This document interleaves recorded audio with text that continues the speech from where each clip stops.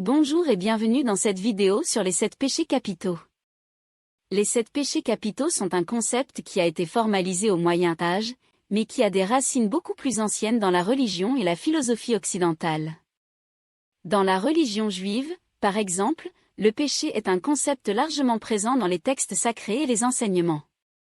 Dans la religion grecque antique, le concept de vice était également présent, et les philosophes grecs ont discuté de l'importance de la maîtrise de soi et de la vertu dans l'accomplissement de la vie bonne.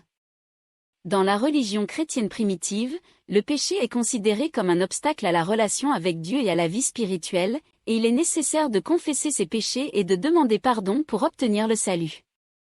Les 7 péchés capitaux ont été popularisés par l'Église catholique au Moyen Âge, lorsque l'évêque Évagre le Pontique a énuméré les péchés suivants: la gourmandise, la luxure, l'avarice, l'orgueil, l'envie, la colère et la paresse.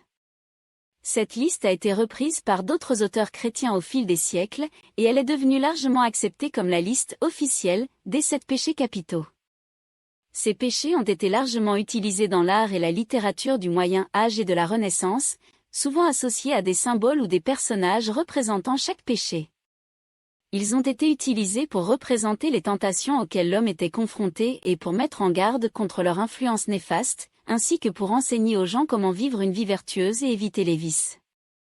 Au fil du temps, les 7 péchés capitaux ont continué à être une partie importante de la religion et de la culture occidentale. Ils ont été largement utilisés dans l'art, la littérature et la philosophie, et ont été abordés dans de nombreux sermons et discours religieux.